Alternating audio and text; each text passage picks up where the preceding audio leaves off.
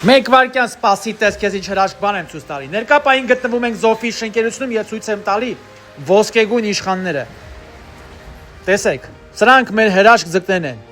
Հերթով, կարգով, շարքով գնում ենք։ Հիշում եք ձմռանը, որ ես կթում էի ձկներին, մշակում էի, բեղնավորում էի։ Այդ ժամանակահատվածում դուք ինձ ասում էիք. ինչու եք սատկաստում, սպանում ձկներին, անխիղճներ, այդ ձկները հետո չեն ապրի, կսատկեն։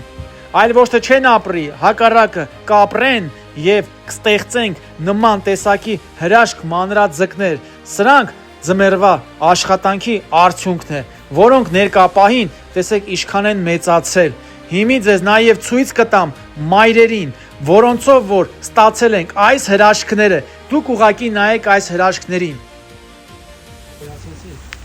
Իսկ այստեղ ներքևում գտնվում են իրենց մայրերը, որոնց ձմռանը կթում էին, մշակում էին ու աշխատում էին իրենց հետ։ Կային կոմենտ գրողներ, որ անխիղճներ, ես ինչ եք անում, ինչու եք սատկացնում ձկներին։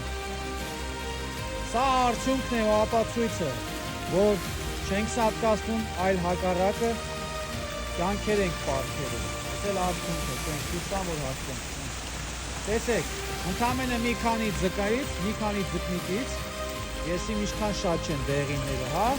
երևի 100 հատ դեղին, հա, ու ունենք այսքան, այսենց լիքը